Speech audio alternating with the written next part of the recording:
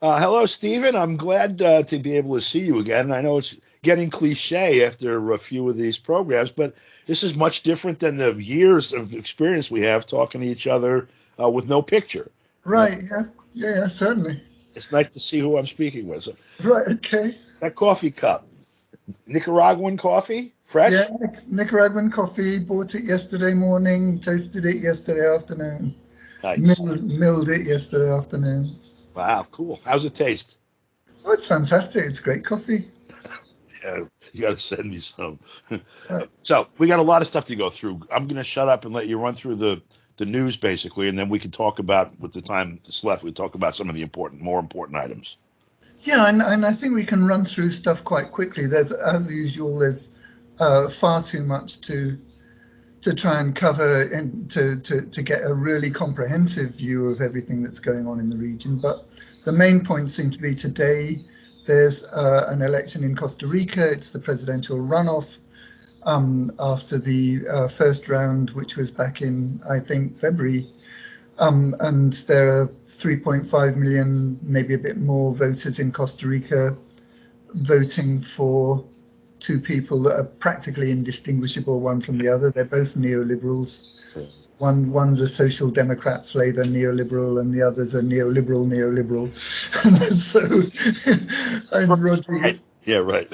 right, Rodrigo Chavez and Jose Maria Figueres, and there's going to be very little change in Costa Rica, whoever wins. Another big thing that's happened over this last week is that it's the 40th anniversary of the Malvinas War, what the people in the United Kingdom call the Falklands War. Right. And that was, of course, a very serious military conflict, which cost the lives on both sides of anything between 1,000 to 1,500 soldiers and sailors and airmen. Argentina maintains its territorial demand on those islands, and completely correctly, and it has the support of the entire region, Latin America and the Caribbean, for its territorial claim. But in practice, the Falklands or the Malvinas are still run as a British overseas territory with self-government. That was Maggie Thatcher's Winston Churchill moment. I think she was trying, like, the last dying gasp of British Empire.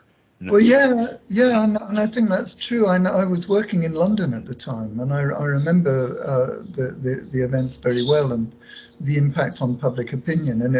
And Margaret Thatcher played the jingoistic, chauvinistic card extremely well, and it led to her getting an increased majority in the next election. So Doing the same thing here. So what the hell? right, and it's worth bearing in mind on that during that war, Fidel Castro um, very publicly stated his support for the Argentinian military junta because he said it's not a question of ideology, it's a question of basic sovereignty. That's right.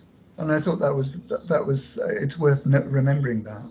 That's an important lesson for people to understand the world today, all across the landscape in Syria, Ukraine, or whatever. There are two sides.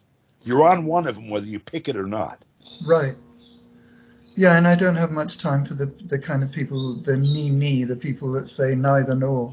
And in Spanish, that's ni. Yeah. And I can't help thinking of that Monty Python sketch, The Knights Who Say Ni. Anyway. Thank you. Yeah, right. So anyway, I'm going on with other stuff that's happening. Do you remember we were talking last week about the referendum in Uruguay about whether or not to approve the measures contained in what the government there called their law of urgent consideration, which are something like 470 or so measures that were set out and passed in the legislature. But under Uruguay's constitution, people are entitled to mobilize, and if they get enough votes, enough signatures, they can force a referendum on any given measure. And that's what happened. But surprisingly, given the circumstances, the people opposing this so-called law of urgent consideration came very, very close to defeating it, but in the end they didn't. And so now, over the next 3 years, the government of the right-wing government of President Lacalle is going to be able to deepen its austerity measures and neoliberal measures to the detriment of Uruguay's people, and we'll have to see what happens in 3 years' time with the next election. So then, up in Ecuador and Peru, it's interesting that although those countries have governments with very different political complexions in many ways. President Lasso in Ecuador is an extreme right-wing neoliberal figure. Right. He's in conflict with his legislature, right, and is finding it very difficult to push through any legislation there. And maybe we can talk later on about the effects on the region generally of the kind of blowback from US and allied sanctions on Ukraine, but that's definitely having an effect in Ecuador. And there was a very interesting article in Camila Escalante's Corsacha News, which is based in Bolivia, in which she interviewed an economist who explained that, for example, a big part of Ecuador's agricultural economy is based on the export of flowers to Russia. Oh. And apparently that business is practically collapsing. And Lasso has told the people asking for support that he's not going to do anything for them. So that's, and maybe we can talk about the implications of the US and allied sanctions against Ukraine in the region perhaps later. But similarly, in the same way that Lasso is having trouble pushing his legislative program through the Ecuadorian Congress, and Peru's President Castillo is also locked in what seems like endless conflict with the legislature in Peru. And he narrowly defeated a censure vote last week. So he only defeated it by 1 or 2 votes. So, and it looks as though that's going to continue to be a constant theme in both Peru and Ecuador, certainly over the next few months. The fact that these two countries, which have quite similar constitutions in many ways, despite the fact that Ecuador reformed its constitution under former President Rafael Correa. And they're both locked in this problem of a conflict between the executive and the legislature. And so that'll be interesting to follow over the next few months. Then across in... What's interesting about those, just for a second, is the in each case you have basically the national will on the one hand, and forces for national sovereignty, and the U.S. on the other. Whether they've got control of the legislature here, like the rebellion that we saw in Honduras right after Xiomara Castro was, where there's conflict, the U.S. has usually got a proxy in the fight. They're interfering everywhere. Yeah, definitely. That's my point. I didn't want that to go by. That's important, and it's important especially in the context, for example, in Mexico. One of the big news items over the last week or so was the fact that the US Northern Command General, and I think his name is Glenn Van Herk, he accused Mexico of harboring the biggest number of Russian spies in the region. and so that led to a very strong reaction from Mexican authorities, with Foreign Minister Ebrard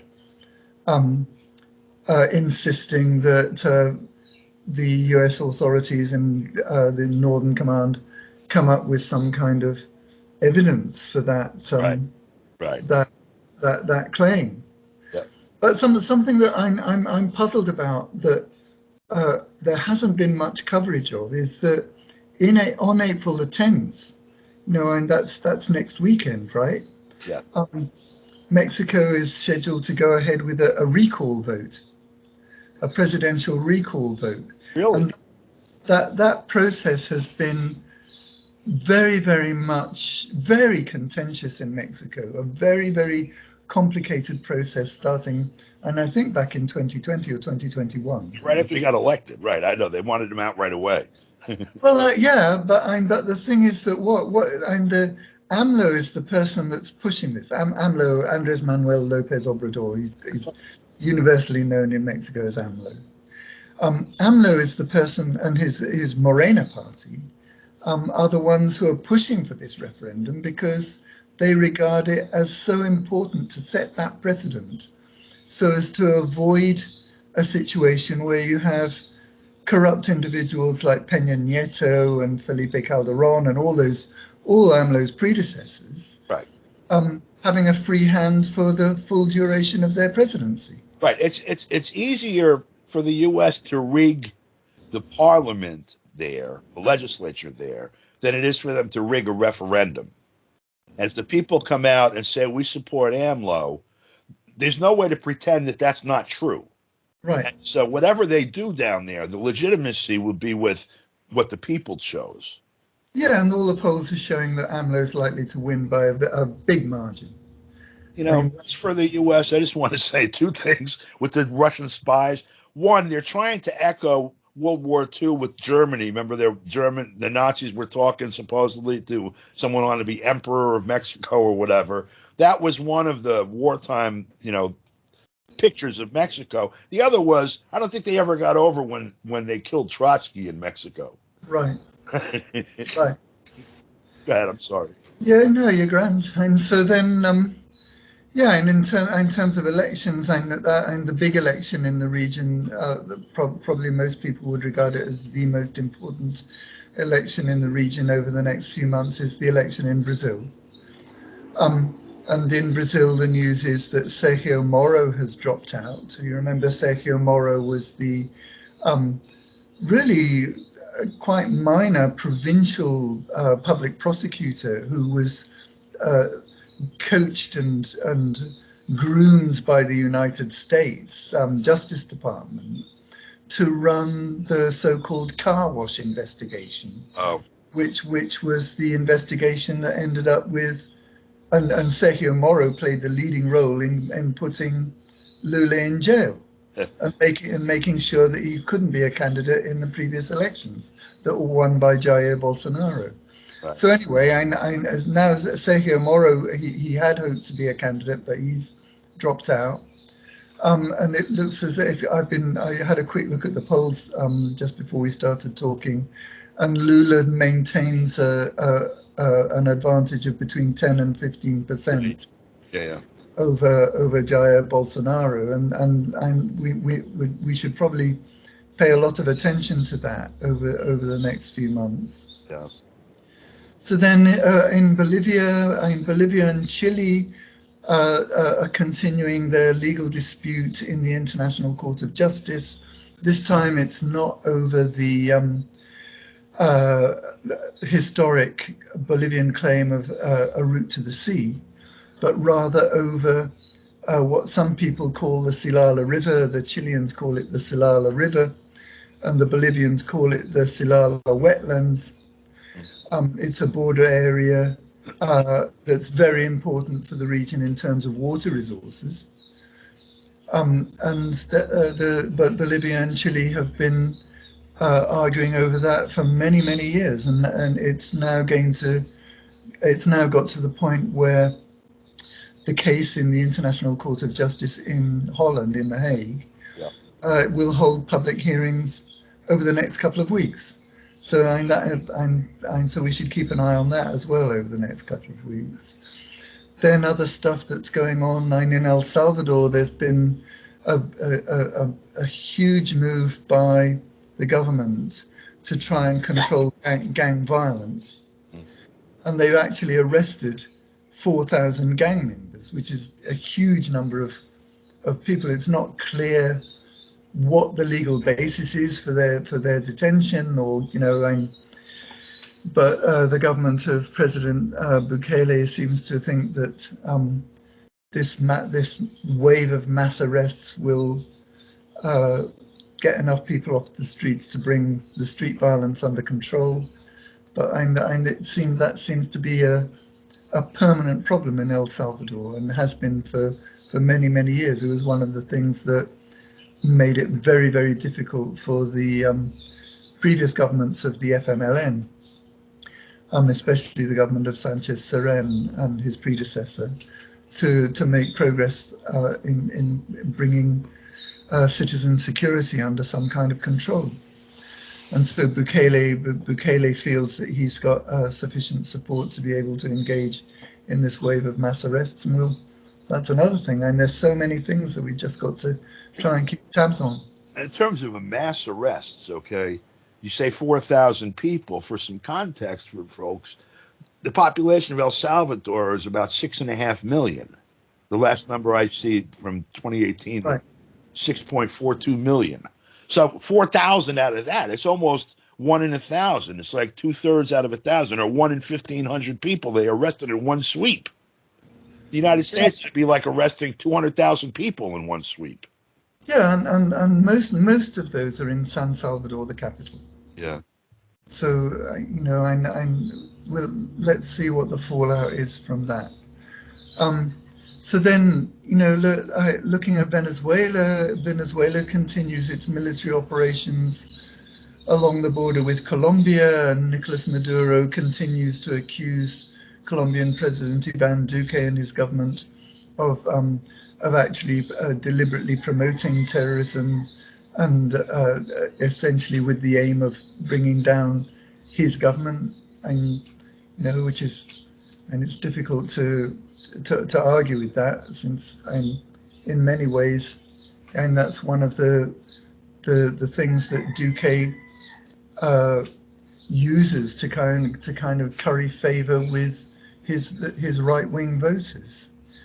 And of course, in the presidential election will be held in Colombia in late May. I think it's May the 29th. And it looks as though Gustavo Petro is on course to win that, the relatively progressive Social Democrat candidate. And we'll see what happens. But one of the things that Duque will try and use against Petro in support of his preferred candidate will be to claim that Petro is soft on Venezuela. So I think let's see what happens about that. One of the things that's interesting, and remember that that's happening in a context in which the incredibly high levels of political violence in Colombia continue. And I was reading an article earlier today which explained that there have been 30, they call them massacres so far this year. And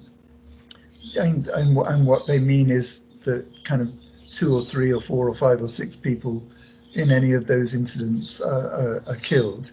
And the latest one has been on March 28th, in which 3 indigenous people in the department of La Guajira, in a place called Uribia, the municipality of Uribia, were killed, apparently by local criminals.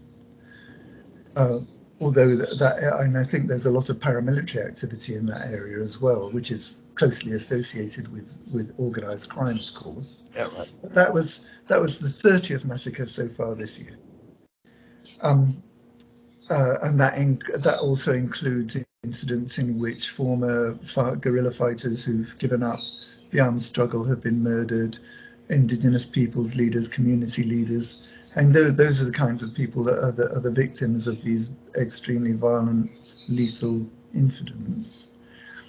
Another thing that's happened in Colombia was that Colombian media have accused Russia of promoting last year's protests, and they apparently a Russian citizen was arrested recently who was involved in some kind of money laundering operation.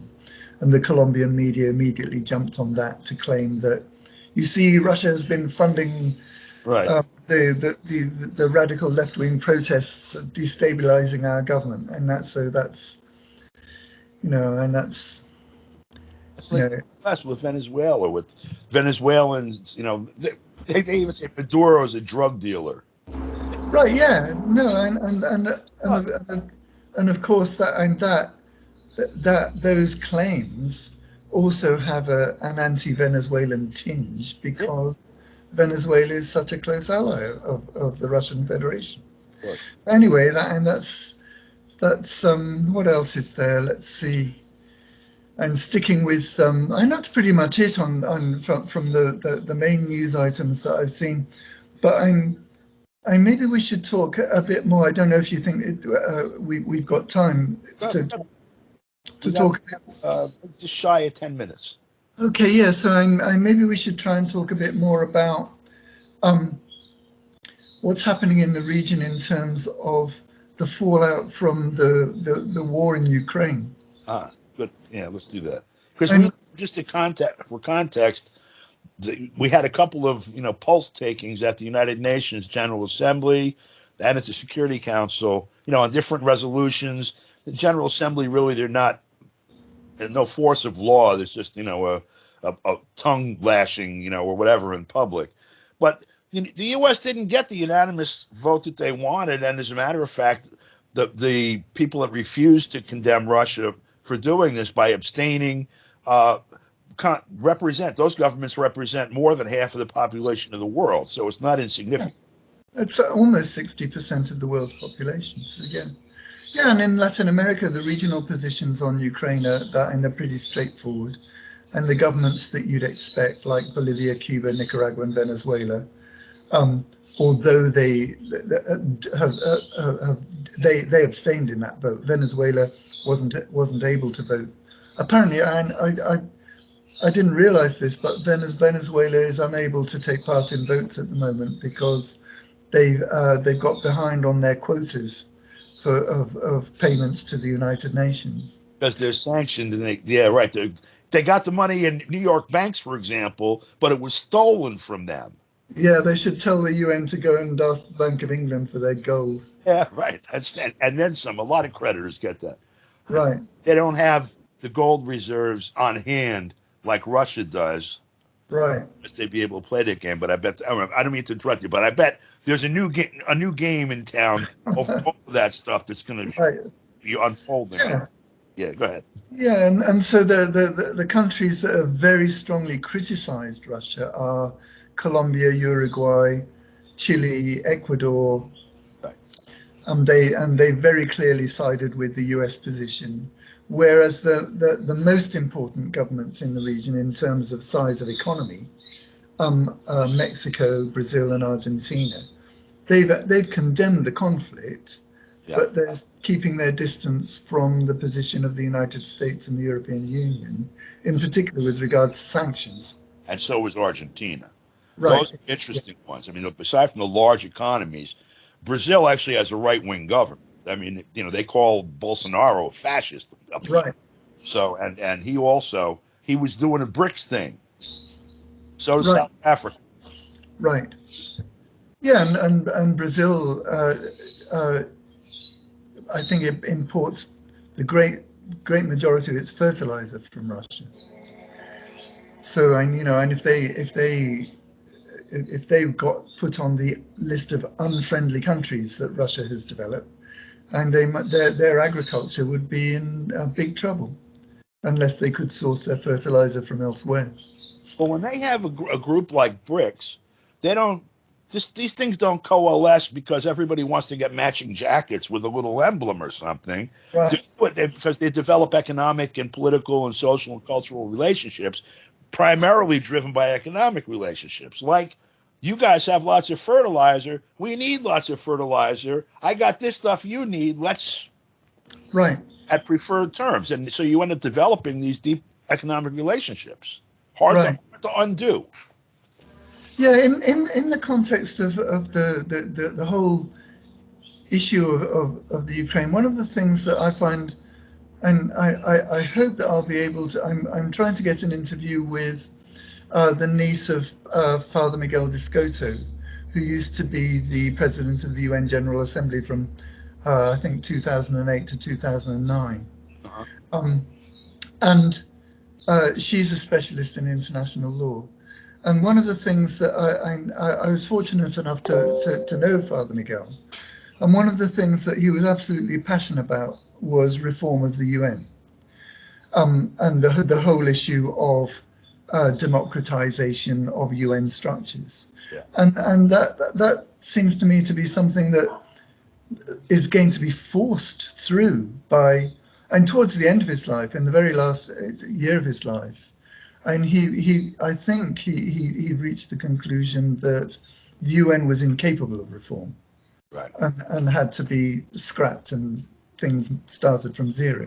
But I hope this interview with Sophia Clark, who's very knowledgeable about that whole issue, will shed some light on that. I'm interested in seeing that, definitely. Yeah. So, but in general, and it seems to me that, and would you agree that it seems pretty clear that there's going to be the Western Bloc of whatever it is, 50 or so countries that are aligned with the United States and Europe and their Pacific allies, New Zealand, Australia and Japan. That'll be one bloc. And the other bloc will be Russia and China, India, Pakistan and their allies. But what will that mean in terms of the UN? I mean, because at the moment, and for example, just last week, there was a resolution passed by the UN Human Rights Council in Geneva condemning Nicaragua and agreeing to have an investigation into the situation of political and civil rights in Nicaragua. But as we just saw, in Colombia, there have been 30 massacres so far this year. The level of citizen security in Colombia is abysmal. Right. But the UN seems to have no difficulty with that at all.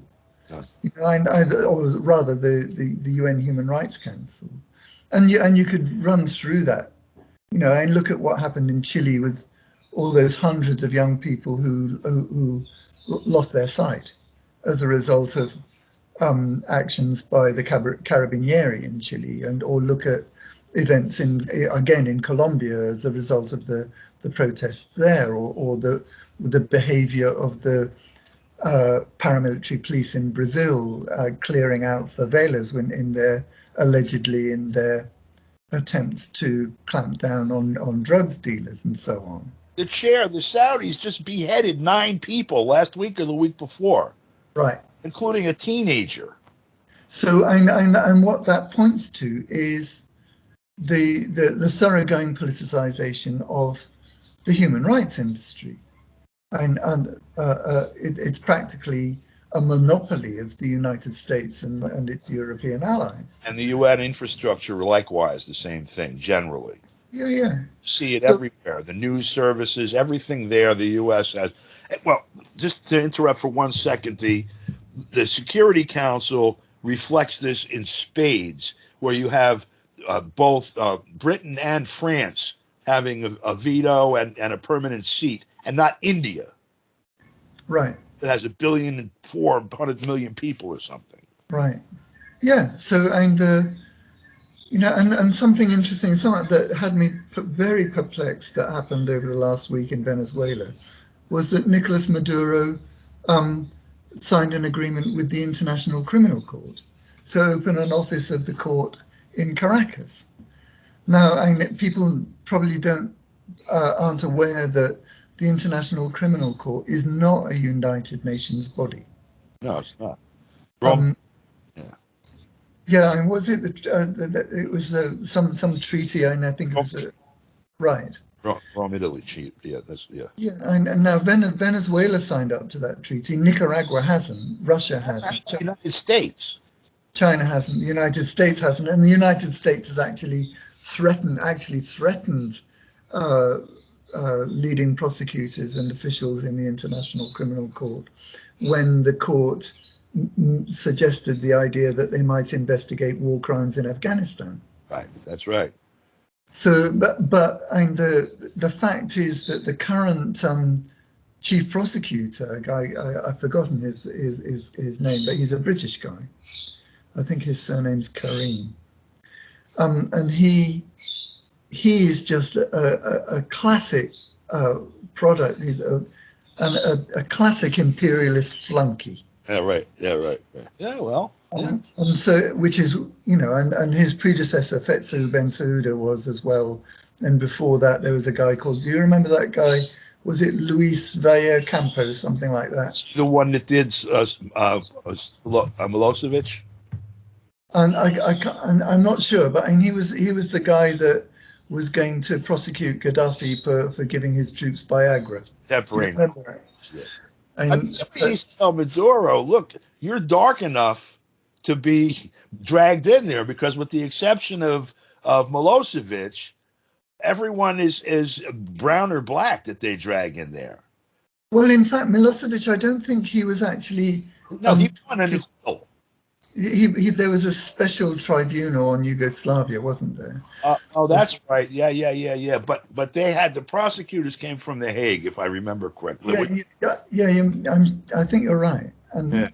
But so the International Criminal Court is notorious for being essentially a neo-colonial court. They call it the African court in Africa.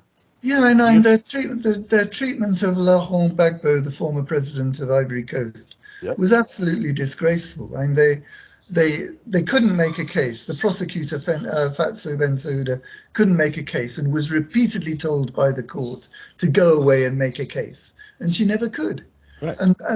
But even after years and years and years of delay, which allowed the World Bank protege Alassane Ouattara to consolidate structural adjustment policies and neo-colonial policies, neoliberal policies in Ivory Coast.